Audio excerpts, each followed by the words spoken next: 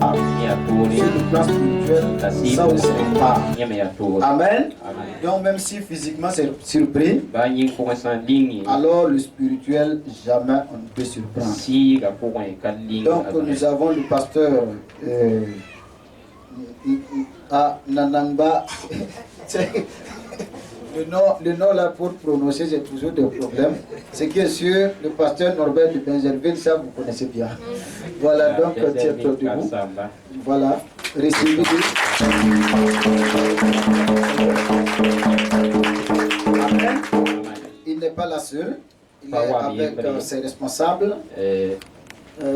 Nos sœurs maman qui sont là, braves maman qui sont là, tenez-vous debout. Voilà.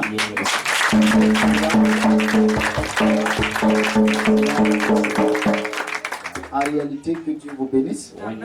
Le dimanche passé, nous avons été sur eux. Et pour, si vous voulez, l'ordination de notre très cher bien-aimé pasteur Norbert. Voilà, donc cela a été merveilleux. Dieu a assisté. C'était formidable. En tout cas, nous disons merci à Dieu et nous louons le Seigneur pour ce qu'il a fait. En tout cas, c'est important tout ce que Dieu fait. Amen. Donc je ne sais pas si le pasteur a un mot. C'est très important. Il n'y a pas de problème des enfants de Dieu. Si tu ne pardonnes pas ou tu ne reçois pas les excuses, tu n'es pas de son royaume. Oui ou non? Donc c'est reçu, hein? Amen. Amen. Mais bien aimés,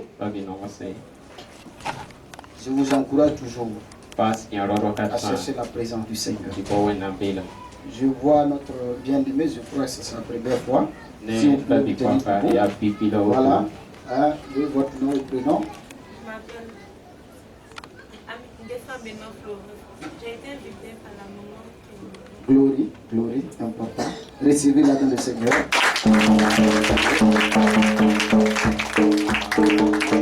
Nous vous recevons ici avec joie. Que la grâce et la paix du Seigneur soient avec vous. Et qu'il te comble de tout ce que tu cherches. Glory. Asseyez-vous. Il y a quelqu'un d'autre? Ok. Amen. Nous avons des retardataires et des absents. Et je crois que Étienne, lui, il a appelé qu'il ne se sent pas bien. Donc c'est pourquoi lui et son épouse ne sont pas là. Amen. Nous allons tous juste prendre nos Bibles et je vais donner une petite exhortation avant de continuer. Tout d'abord, tenons-nous debout. Parce qu'il y a une vision qui est sortie. Il y a un tombeau.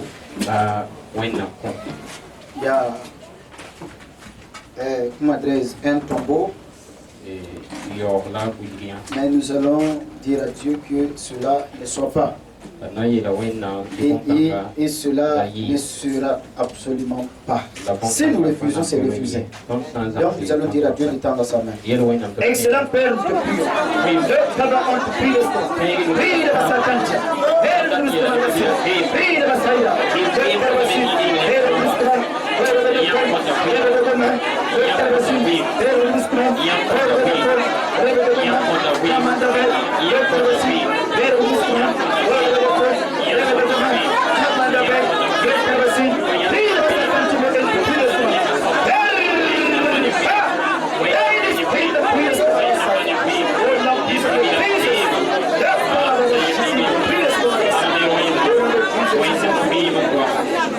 Amen. Asseyez-vous dans la paix du Seigneur. Alléluia. Amen. Amen. Nous allons continuer avec notre thème. Sortir hors du camp. Et dans ce thème que nous parlons de comment faire pour pouvoir sortir en dehors de toute formule, c'est-à-dire d'une vie religieuse ou autre. Et entrer en contact véritablement avec notre Créateur. Et nous avons parlé de beaucoup de points qui réellement doivent nous amener de quand c'est le lieu où nous nous agrippons et pourtant la présence de Dieu n'y est pas. Nous avons pris l'exemple lorsque le peuple de Dieu a péché. Lorsque Moïse était sur la montagne, alors la présence de Dieu a quitté le lieu. Dieu a dit, je serai au milieu de vous. Alors, le peuple a adoré le veau. Et Dieu, sa présence est quittée. Alors Moïse est allé faire une tente d'assignation, un petit lieu dans lequel se trouvent quelques personnages et tous ceux aussi qui avaient besoin de la présence de Dieu allaient dans ces lieux. Donc, ce sont des gens mis à part, complètement pour le Seigneur. Et dans cela, nous avons parlé. Le sous-titre que nous avons pris dans ce temps, c'est comprendre ou marcher selon l'esprit. Si l'église, si les enfants de Dieu marchaient selon le Saint-Esprit, on n'allait pas nous créer assez de problèmes. L'église, soi-disant évangélique et protestant, est bâtie sur la base du Saint-Esprit. Amen. Ce sont des gens qui disent c'est le Saint-Esprit qui doit guider notre vie. Nous ne sommes pas maîtres de nous-mêmes. Nous refusons de nous conduire. Tel a été le message lorsque Dieu amenait son peuple d'Égypte à Canaan. Il dit, vous n'allez jamais être comme les autres peuples. Je suis votre roi. Vous n'aurez pas un autre roi devant vous. Alors nous aussi nous disons, Dieu est notre roi. Nous voulons que le Saint-Esprit nous guide. Nous voulons que le Saint-Esprit nous dirige. Mais à un certain point de notre vie, nous nous arrêtons comme le peuple d'Israël et nous disons nous voulons être comme les autres. On veut être autonome. On veut se diriger. Je vais gérer mon foyer par moi-même. Je vais gérer ma maison par moi-même. Je vais guider le temple de Dieu par moi-même. La connaissance intellectuelle, le savoir-faire de la science humaine, toutes ces choses s'ajoutent. Et le Saint-Esprit dit maintenant, quel est mon rôle? Il dit, mais ton rôle, suis et regarde, mais ne dis rien. C'est là où on se heurte toujours à des difficultés. Nous n'avons pas ce qu'on appelle l'épanouissement vrai. Non. Il n'y a pas d'épanouissement sur le plan spirituel. Nous n'avons pas ce que nous devons avoir. Nous n'avons pas la paix que nous devons avoir. Nous n'avons pas ça parce que nous ne sommes pas en paix avec Dieu. Soit disons le Saint-Esprit n'est pas celui qui nous guide. Et aujourd'hui nous allons continuer. Que hier et la semaine passée, on a vu qu'il faut demeurer dans la parole.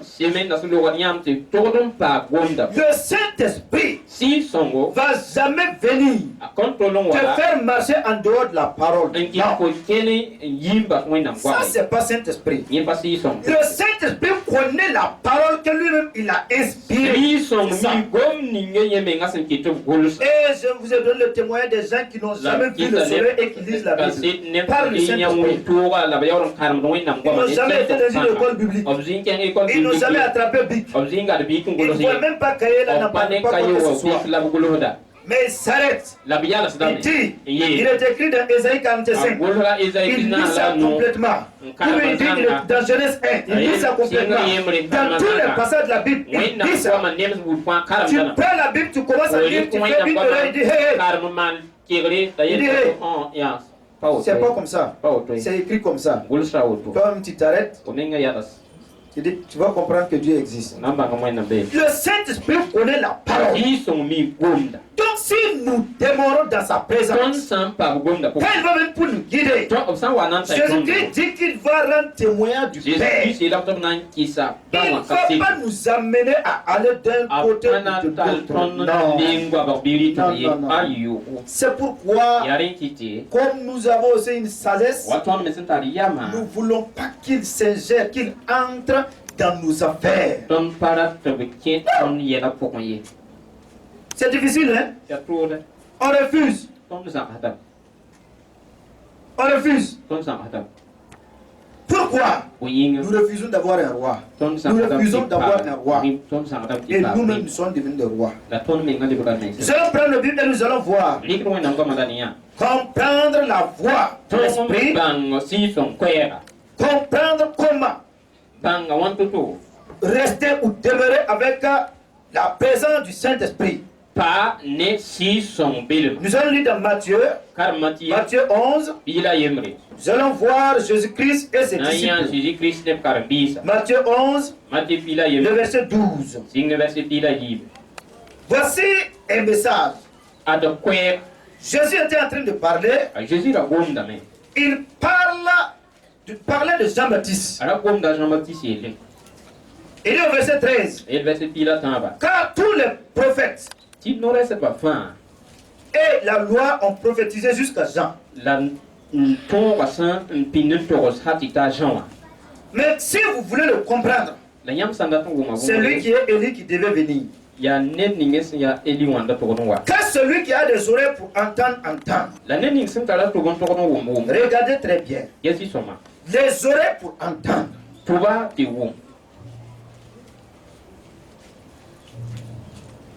Si nous revenons au verset 7, nous allons voir quelque chose. Jésus était en train de parler en parabole avec la foule. On dit Jésus se mit à dire à la foule au sujet des gens. Qu'êtes-vous allé voir au désert? Un réseau agité par le vent. Mais qu'êtes-vous allé voir? Un homme vêtu d'habits précieux. Ceux qui portent des habits précieux sont dans les maisons des rois. Ça, c'est l'histoire de Jean-Baptiste qui était venu afin de préparer le chemin selon ce qui est écrit par les prophètes. Pour que Jésus lui-même vienne. Alors, quand Jésus est venu, il est allé se faire baptiser. Jean-Baptiste a eu des difficultés. Il était en prison. Comme il était en prison, il envoie des gens d'aller demander à Jésus pour savoir c'est toi qui dois venir là ou c'est quelqu'un d'autre. Jésus va dire, allez-y dire à Jean, c'est que vous voyez, les malades sont guéris, les paralytiques, la bonne nouvelle est prêchée au pauvres. Ah bon? Donc c'était le code. Donc Jean-Baptiste sait que c'est lui maintenant. Mais quand Jésus a regardé la vie de Jean-Baptiste, les doutes, quand il a regardé la génération au milieu du peuple où il se trouve, il va commencer à faire des paraboles. Il a loué la foi de Jean. Il a loué l'élévation que Jean a. Parce que Dieu parmi tous, il n'y a pas un qui est comme Jean-Baptiste. Personne n'a vu Jésus. Les Abraham ne l'ont pas vu. Personne. Les David ne l'ont pas vu. Mais Jean-Baptiste lui a vu. Mais le problème, on dit dans le royaume, c'est Jean-Baptiste qui est le plus petit. Parce qu'il n'est pas mort, et Jean-Baptiste lui a reçu. Donc il est le plus petit de ceux qui vont croire en lui. Sa mort, alors sont plus grands que Jean-Baptiste. Mais parmi tous les grands prophètes qui ont été, il n'y a pas un qui est plus grand que Jean-Baptiste. Et tous, devant Jean-Baptiste, s'arrêtent tranquillement. Alors, mais le verset ici dit que celui qui a des oreilles pour comprendre. Est-ce que nous avons des oreilles? Ça, c'est une situation dans laquelle les gens étaient confus. Voici Jean-Baptiste, voici Jésus. Il demande à Jean-Baptiste, es-tu le Messie? Il pose la question, ah, et Jésus là? Jean-Baptiste dit, c'est lui là qui est le Messie. Mais tu vois un Jean-Baptiste ici. Nous-mêmes, nous ne savons pas comment faire. Jésus va leur dire, si vous aviez des oreilles spirituelles, vous auriez pu entendre que Jean-Baptiste devait venir, que c'est Élie qui est Jean-Baptiste. Et c'est Élie, Jean-Baptiste, son nom est Jean-Baptiste, mais c'est l'onction d'Élie qui a été prophétisée la question. Et voici le verset 16. Il dit maintenant, à qui comparer cette génération? Elle ressemble à des enfants assis dans des places publiques et qui, s'adressant à d'autres enfants, disent, nous avons joué de la flûte et vous n'avez pas dansé. Nous avons chanté des complaintes et vous ne vous êtes pas lamenté. Confusion du peuple. Aujourd'hui, je voudrais que nous puissions comprendre quand nous sommes sauvés par la grâce, par le sang précieux de Christ, nous avons accepté par la puissance de l'Esprit Saint de nous soumettre à la parole, de marcher selon Dieu et non selon nous-mêmes. Quelle est notre vie dans des situations de crise? Jésus a regardé le peuple.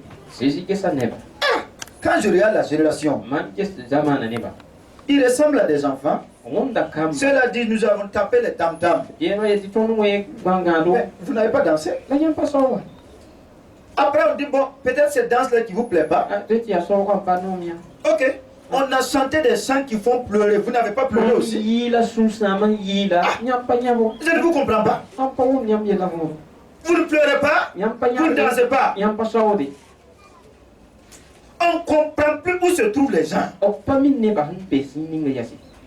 comprend plus. Pourquoi? Les gens sont désorientés. Beaucoup ne comprennent plus la voix du Saint-Esprit. Non. On ne comprend plus sa voix. On n'est plus dirigé par l'Esprit. On ne sait pas qu'est-ce que Dieu veut de moi. Et dans les situations où nous vivons, surtout en situation de crise. Oui. Quand tu vois la prière des gens, c'est comme ça. Oh Seigneur, si tu m'as donné des voitures, on saurait que je t'appartiens. Oh Seigneur, si je n'avais rien, on saurait que je suis de toi. Ça veut dire que les gens, ils sont confondus, désorientés. Or, ce qui est important, c'est que je veux qu'on tire ici, pour comprendre les voies de l'esprit, c'est connaître d'abord ton identité. Arrête-toi un moment et connais. Si tu es enfant de Dieu ou tu ne l'es pas, ça c'est très clair. Si tu ne connais pas d'abord tes sources, si tu n'as pas de racines, si tu es comme une maison bâtie sur le sable et qui n'a pas de base, de fondement solide, alors le vent va te mettre à terre. C'est les épreuves qui vont montrer. Les épreuves vont montrer. C'est ça. Pourquoi? Si Jean-Baptiste, Jésus dit, Jean-Baptiste là, tous ceux qui ont prophétisé avant, même Esaïe, qui a donné cette vision sur ma naissance, tout ce qui va se passer, Esaïe est trop petit devant Jean-Baptiste. Mais À nous qui avons reçu Christ, quelle est ta place dans le royaume? Si nous n'avons pas compris ça, nous ne pouvons pas comprendre la voix de Dieu. Écoutez bien, quand Dieu vous parle, au moment que ton ventre est bien gonflé, parce que tu as bien mangé, tu as l'impression que tu as bien entendu. Mais quand dans des situations difficiles, quand tes yeux sont rouges, les problèmes sont là, tu es au milieu d'une crise, quand Dieu te parle, quelle est ta réaction? Est-ce que tu comprends? C'est pas la même chose. C'est pas la même chose. C'est pas la même chose. Mais le problème c'est où? Si nous ne connaissons pas nos bases, si nous ne connaissons pas la raison pour laquelle je suis sauvé, si mon salut est lié au matériel ou pas, si mon salut est lié à ce que je possède quelque chose ou pas, l'apôtre Paul dit, moi Paul je sais, l'épée, la famine, l'abondance, rien ne peut me séparer de l'amour de Dieu. Il connaît sa position en Christ. Ça c'est numéro 1. Sinon, nous allons comprendre, Dieu va nous parler, mais nous allons nous désobéir. Et la désobéissance va nous créer d'énormes difficultés. Rien ne nous tue que la désobéissance. Toute l'église, au lieu d'écouter le Saint-Esprit, on met à la place de l'Esprit nos connaissances intellectuelles. Ah, toute connaissance intellectuelle va se heurter toujours à des difficultés. Et en ce moment, soit on rentre dans des compromis. On compromet notre lendemain, notre avenir, le bien. Et c'est fini. Nous sommes dans le piège du diable. C'est ça. Mais si nous écoutons, si nous sommes attentifs, si je sais en qui j'ai cru, dit l'apôtre Paul, notre position, alors sauvé par la grâce, en ce moment, je sais déjà que Dieu n'est pas loin de moi. Et je cherche à être attentif. Allons voir dans Colossiens. Colossiens 1, 20. Il dit ceci. Il a voulu par lui réconcilier avec lui-même tant ce qui est sur la terre que ce qui est dans les cieux, en faisant la paix par lui, par le sang de sa croix. Et vous, qui étiez autrefois étrangers et ennemis par vos offenses, vos pensées, et par vos mauvaises œuvres, il vous a maintenant réconciliés. Verset 22. Par sa mort, dans le corps de sa chair, pour vous faire paraître devant lui saint, irrépréhensible et sans reproche. Tu connais ça? Hein? Tu crois à ça? Dieu pose la question. Toi devant Dieu, quand Jésus-Christ t'a sauvé, tu es irréprochable. Personne ne peut t'accuser. Appelé enfant de Dieu. Regarde Jean-Baptiste. Jean-Baptiste a dit, voyez lui là, c'est lui le sauveur. Et même les disciples de Jean-Baptiste, on dit à Jean-Baptiste, donc toi tu es là pour préparer son chemin. Il dit oui. Il dit bye bye papa Jean-Baptiste. Nous on a un nouveau papa. Ils sont partis chez Jean-Baptiste. Sont devenus les disciples de Jésus. Mais regarde la confusion dans laquelle Jean-Baptiste était. C'est quoi qui a empêché Jean-Baptiste? Jean-Baptiste n'a pas reconnu sa position dans son œuvre. C'est tout. Il a dit, quand les gens l'ont demandé, es-tu le Christ? Il dit non, c'est pas moi. C'est lui là. On dit mais comment tu as fait pour savoir? Il dit, on lui a dit, celui sur qui la colombe là, le Saint-Esprit va descendre là. Que c'est lui qui est le Christ.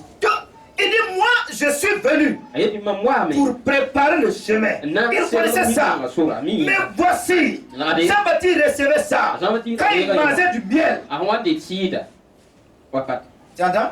Donc, autant de la joie, il mange son miel. Là, il reçoit la parole du Seigneur. Alléluia. L'éternel dit, oui, il dit, oui, je t'envoie.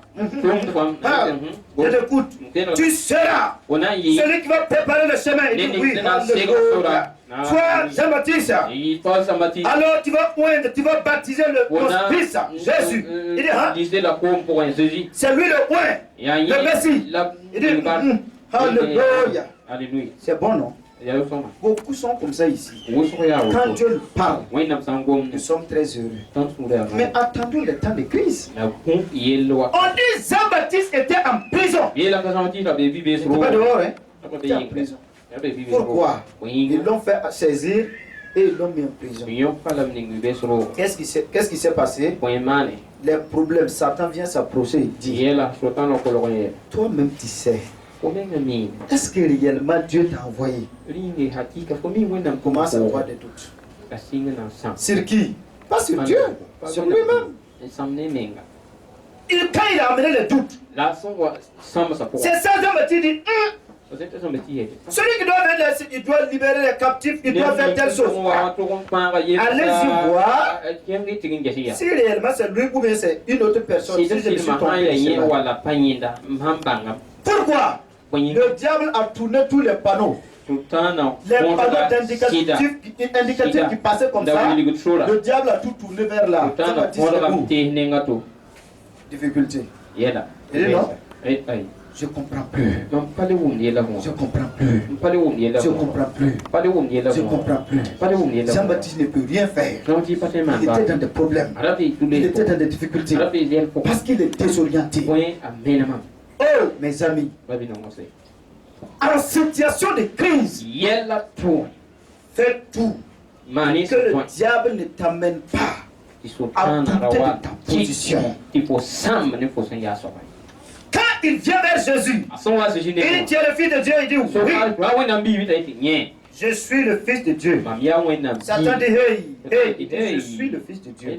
Le jour que le diable va venir devant toi, enlever dans ton cœur, pour mettre des doutes sur ta position dans le Christ, ou ta position. Même ceux qui se marient, tu t'es marié, tu te trouves dans ton foyer, le diable vient dire, la manière dont monsieur là t'a balancé comme ça là, hey, c'est Dieu. Quand tu commences à rentrer dans le doute, Satan va faire quoi? Il envoie des instruments, il dit venez maintenant, venez, on va commencer à danser. Le jour ça commence à danser, ils sont joyeux. Pourquoi? Ils savent qu'ils ont la victoire. Ils t'ont amené dans des doutes sur là où Dieu t'a placé. C'est Dieu que Dieu t'a placé. Mais tu es en temps de crise, tu es en temps de douleur, temps de difficulté, dans le ministère, dans ton lieu de travail. Dieu veut te parler. Et les situations se changent. Ce n'est plus comme avant. Tu te demandes quoi? Est-ce que c'est Dieu? C'est Dieu. C'est Dieu. Si on doute de ça, alors il va te vaincre. Parce qu'en ce moment, tes oreilles spirituelles vont se boucher. Quand Dieu parle, ta sagesse parle. Ton intelligence parle. Tu vas commencer à dire. Nos grands-parents même avaient dit. Si on lave ton dos, toi aussi lave ton visage. Ah, ils avaient dit même. Et toi, Dieu t'aidera. Et toi, oui, Dieu t'aidera. Tu peux t'aider, puis Dieu va t'aider. Tu es qui? Si tu peux, n'appelle pas Dieu. Si tu peux, pourquoi tu appelles Dieu? Va faire. Donc, c'est pourquoi il faut d'abord faire attention à ta position. C'est ça qui est ce qu'on appelle ta fondation. C'est ça la base. Personne ne peut le vaciller.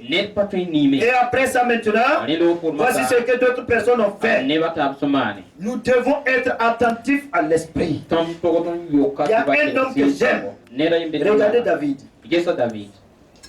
Si nous voyons dans la parole de Dieu, vous allez voir le roi David. 1 Samuel 23, David va faire quelque chose de très important.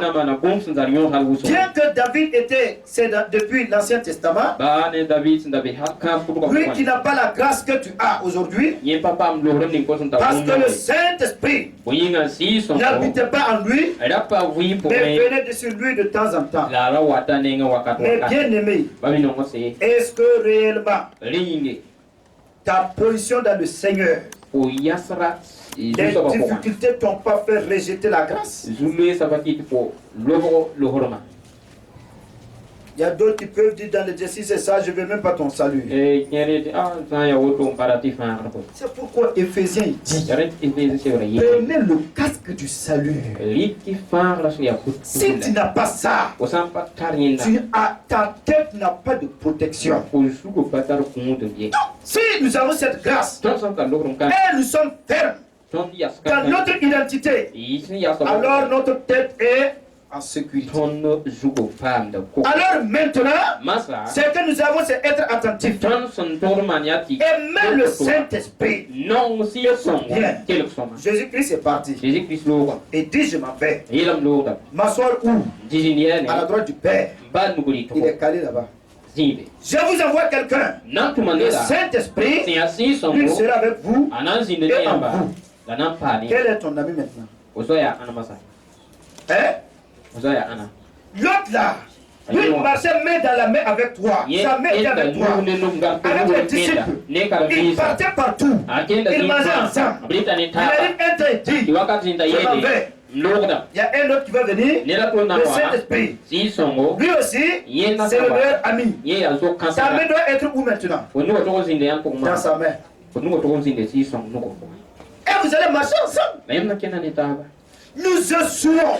Du plus grand jusqu'au plus petit, de l'apôtre au prophète, même au ministère inventé pour ajouter archi, quoi, machine, tout le monde échoue dans ce point-là, parce qu'on refuse automatiquement d'écouter Dieu.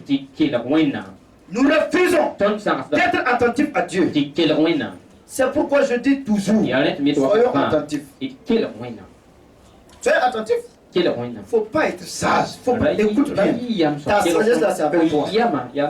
Ta connaissance là, c'est avec toi. La vraie sagesse là, c'est à l'Esprit de Dieu. L'Esprit te guide. C'est ça. Ce qu'il dit de faire, tu te soumets. Comprends. Tu es de son royaume. Faites ça, tu fais. Ne fais pas ça, tu dis, oh, je ne fais pas. Même si tu voulais faire, nous aurons la victoire. Et regardez ce qu'il dit. On dit, il y a eu un problème. Alors, David va dire, David ayant eu connaissance du mauvais dessein que Saul projetait contre lui,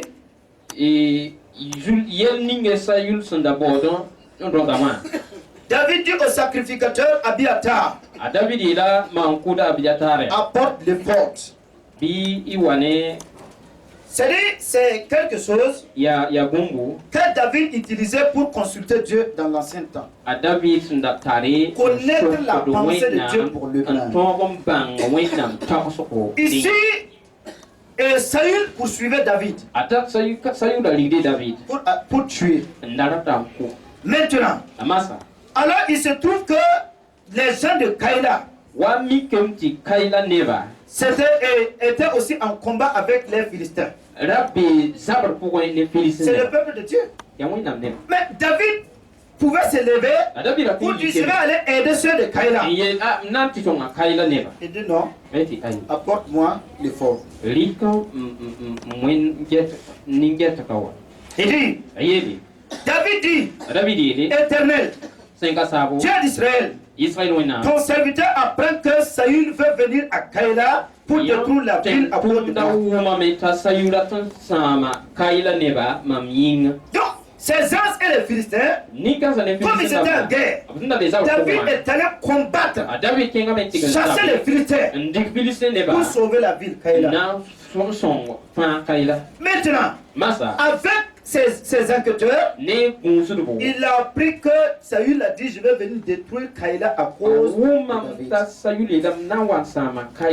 David. Il dit: mon Seigneur, Dieu d'Israël, est-ce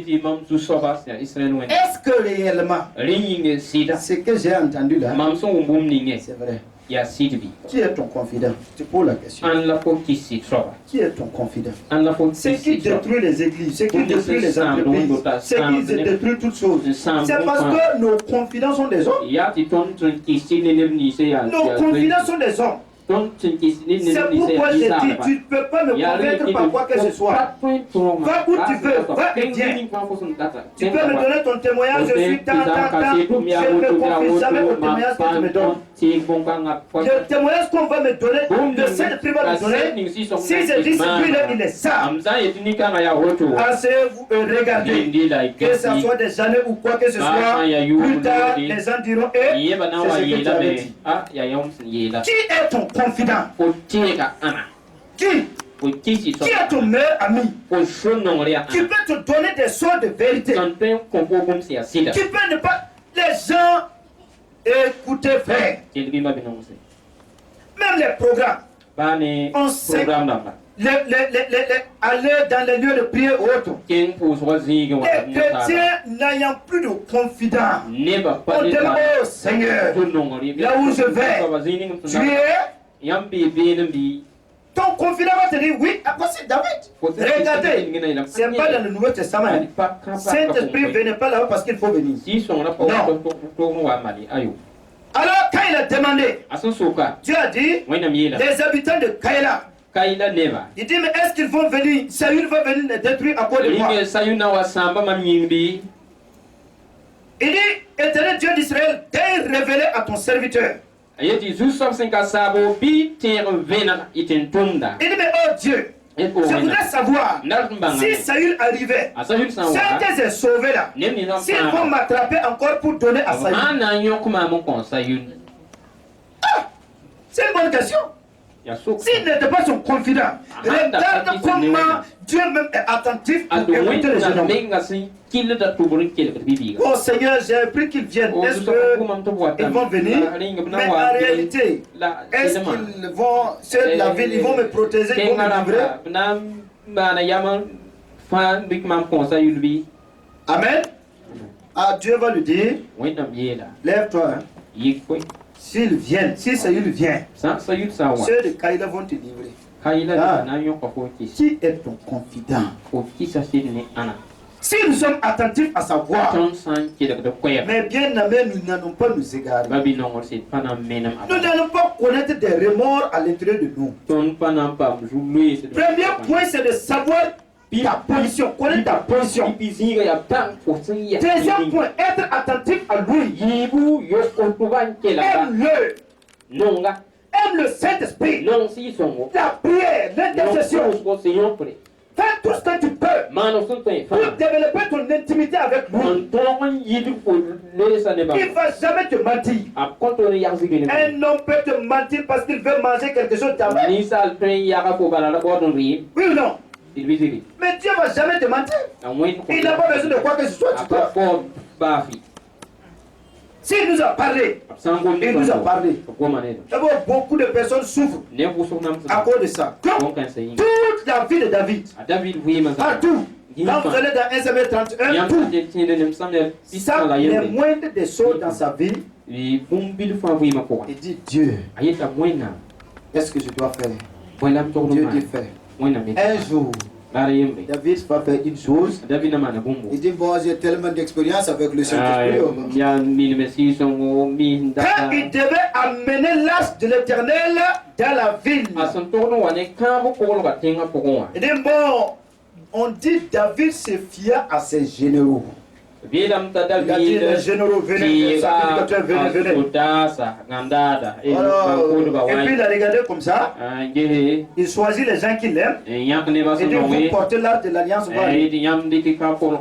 Sur la route, Uza est mort. Ah, jour de danse, jour de joie. Oh Seigneur, tu m'as affligé. Dieu ne répond pas. C'était une tristesse. C'est pourquoi on rencontre ça tous les jours. Au lieu de joie, nous pleurons.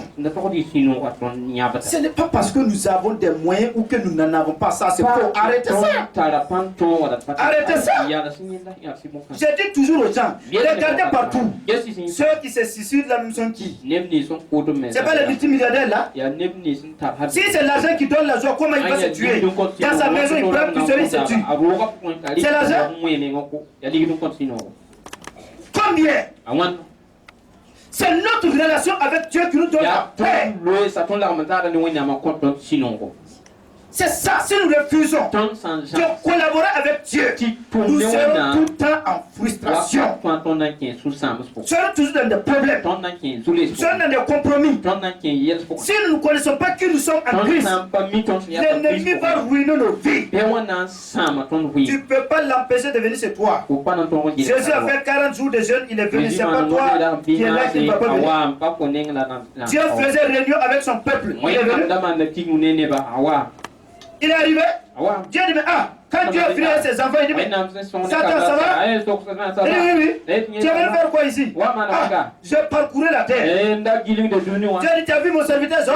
Il m'aime, je lui donne. Il dit, non. Tu lui as donné beaucoup de bien. Quand il va venir chez toi, et il va s'appuyer sur quelque chose comme accusateur, ta vie là va ruiner, où ta vie va aller. Combien de personnes quittent l'église pour aller consulter des gens? Combien d'hommes de Dieu cherchent des impacts négatifs avec le diable? Combien? Pourquoi? Ce qu'ils doivent chercher et trouver, ils n'ont pas trouvé parce qu'ils ont refusé de l'écouter. Nous voulons faire ce que nous aimons, c'est ça qui nous crée des problèmes. Alors la fin aussi, c'est la misère. Alors donc, nous avons à savoir que notre vie ne dépend pas de ce que nous avons ou que de ce que nous n'avons pas. C'est connaître notre identité. Un Américain te dira, même si tu dors sous un pont, il va te dire je suis américain, oui ou non? Oui ou non? C'est un citoyen du royaume. Si les multimilliardaires te diraient je suis américain. Maintenant, personne ne peut l'amener à dire que je ne suis pas américain. La loi ne peut pas.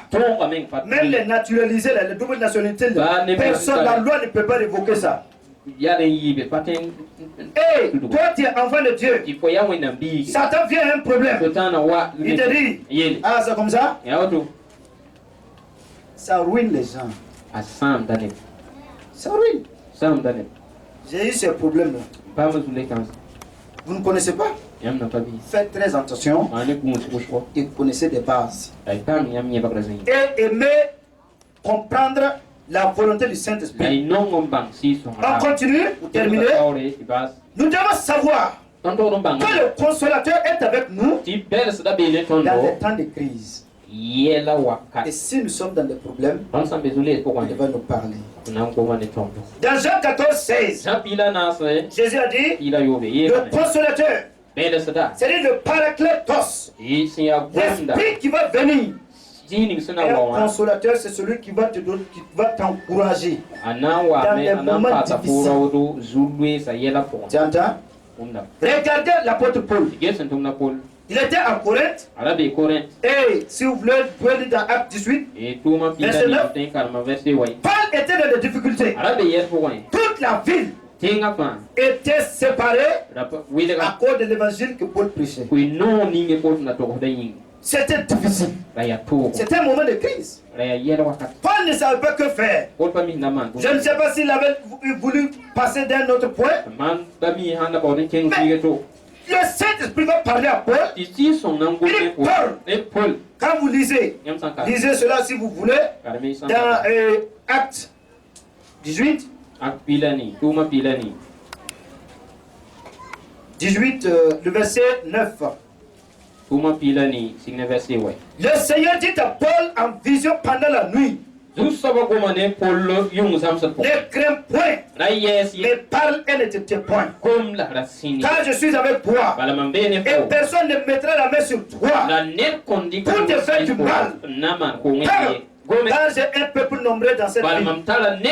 Écoutez, frère, un homme en train de prêcher l'évangile, les gens lui lapident par les paroles, des paroles négatives, des paroles de destruction, des gens qui l'ont fait, ils l'ont cherché, il est allé chez quelqu'un d'autre.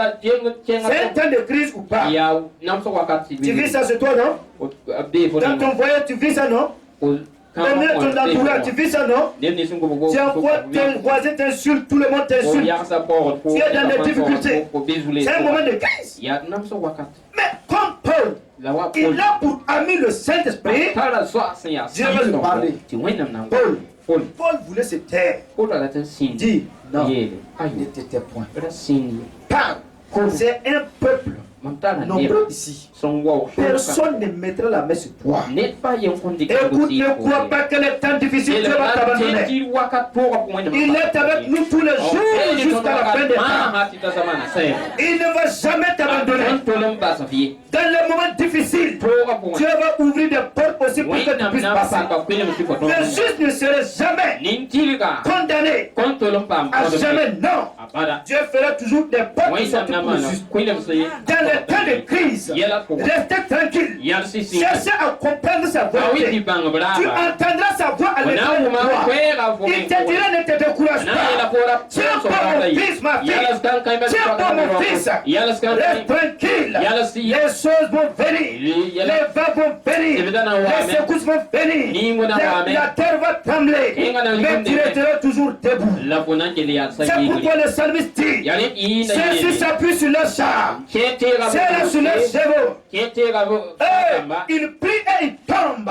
Mais nous évoquons le nom de l'Éternel et nous restons toujours debout. C'est ça. Nous n'allons jamais chuter. Nous allons nous tourner toujours debout. Par la grâce de Dieu. Par le Saint-Esprit. Celui qui nous a aimés. Celui qui est avec nous. Alors ne nous abandonnera jamais.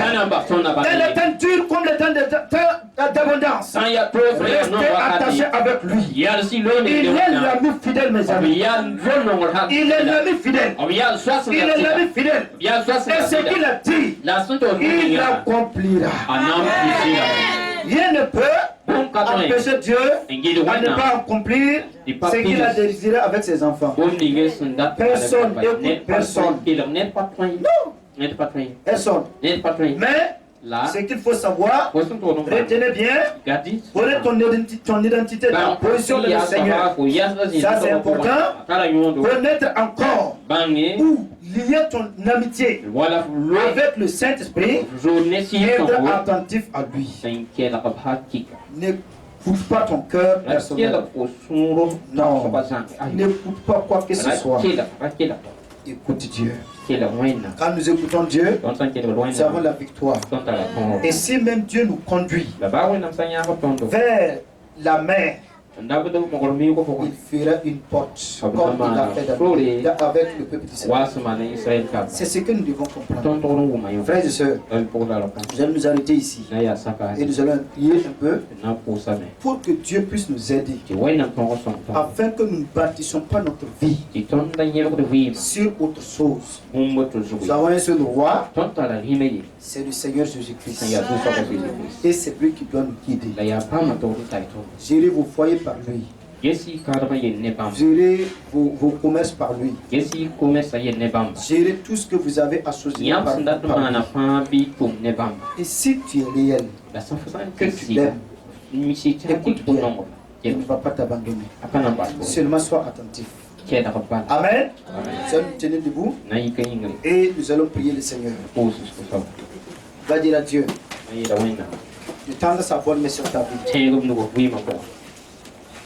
afin de te donner. Tout d'abord, nous allons lui dire de nous pardonner. Excellent Dieu, pardonne-nous. Pardonne-nous.